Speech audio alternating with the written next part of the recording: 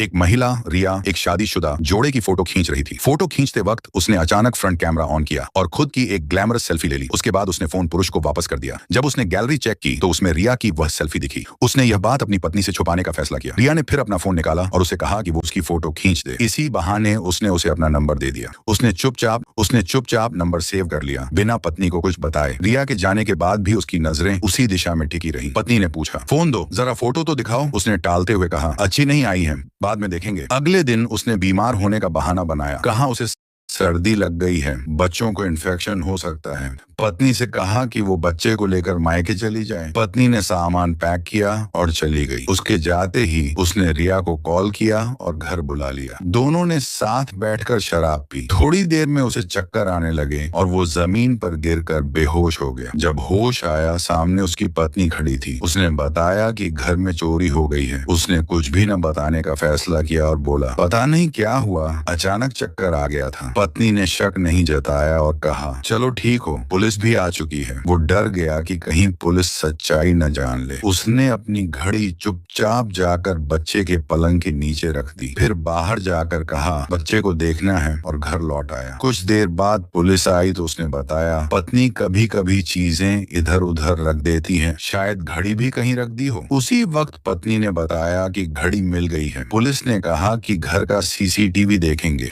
पत्नी ने जवाब दिया कि कैमरा किसी ने बंद कर दिया है। जैसे ही वो वापस गई, उसने फिर पुलिस से कहा, देखा ना, मेरी पत्नी ही सामान इधर उधर रख देती है। इसके बाद पुलिस चली गई। घर लौटते ही दोनों के बीच बहस हो गई। पत्नी ने एक छोटा सा गैजेट निकाला जिसमें रिकॉर्डिंग चालू थी। उसने फोन पर रिकॉर्डिंग चलाई जिसमें साफ दिख एक महिला रिया एक शादीशुदा जोड़े की फोटो खींच रही थी। फोटो खींचते वक्त उसने अचानक फ्रंट कैमरा ऑन किया और खुद की एक ग्लैमरस सेल्फी ले ली। उसके बाद उसने फोन पुरुष को वापस कर दिया। जब उसने गैलरी चेक की तो उसमें रिया की वह सेल्फी दिखी। उसने यह बात अपनी पत्नी से छुपाने का फैसला किया। रिया ने फिर अपना फोन निकाला और उसे कहा कि वो उसकी फोटो खींच दे। इसी बहाने उसने उसे अपना नंबर दे दिया। उसने चुपचाप नंबर सेव कर लिया बिना पत्नी को कुछ बताए। रिया के जाने के बाद भी उसकी नजरें उसी दिशा में टिकी रही। पत्नी ने पूछा, फोन दो, जरा फोटो तो दिखाओ। उसने टालते हुए कहा, अच्छी नहीं आई है, बाद में देखेंगे। अगले दिन उसने बीमार होने का बहाना बनाया। कहा उसे सर्दी लग गई है, बच्चों को इन्फेक्शन हो सकता है। पत्नी से कहा कि वो बच्चे को लेकर मायके चली जाए। पत्नी ने सामान पैक किया